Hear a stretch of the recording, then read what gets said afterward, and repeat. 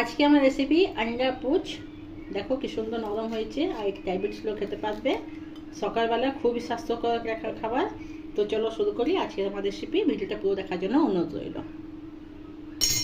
নমস্কার বন্ধুরা, শিলাফি cooking class সবাইকে অনেক অনেক স্বাগত। আজকে আমি আন্ডা পুচ বানাচ্ছি। খুব হেলদি রেসিপি, সকাল সকাল বাচ্চাদের বা বড়রা যেই খাক খুব একটা হেলদি রেসিপি। তার জন্য এখানে তাওয়া বসিয়ে নিয়েছি, চাটু একটা বসালাম, তেল অল্প একটু দিয়েছি, সাদা তেল। তেলটা হালকা গরম হয়ে গেলে গ্যাস পুরো কমে দিয়ে রাখতে হবে।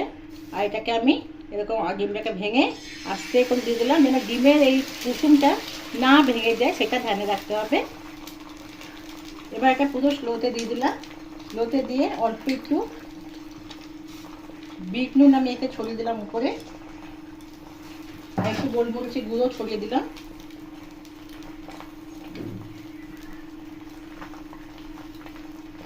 এবারটা ঢাকা দিয়ে 2 মিনিট রাখবো। গ্যাস পুরো সিমে আছে, আমি ঢাকা দিয়ে এটা 2 মিনিট রেখে দেবো।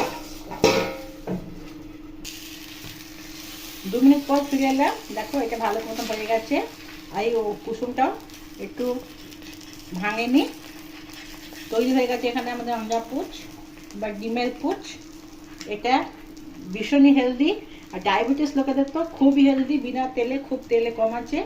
আজকাল ডায়াবেটিস, ঘরে ঘরে ডায়াবেটিস, তো ওরা এই নিশ্চয়ই এটা খেতে পারবে। রেসিপিটা কেমন লাগলো নিশ্চয়ই আমাদের কমেন্ট জানাবে। ভালো লাগলে লাইক করবে, আর নিত্য নতুন রেসিপি আপডেট পাওয়ার জন্য আমার চ্যানেলটিকে সাবস্ক্রাইব করে দেবে। ভালো থাকবে, সুস্থ থাকবে, কাকে আবার কোনো রেসিপি দেখা হবে। ধন্যবাদ।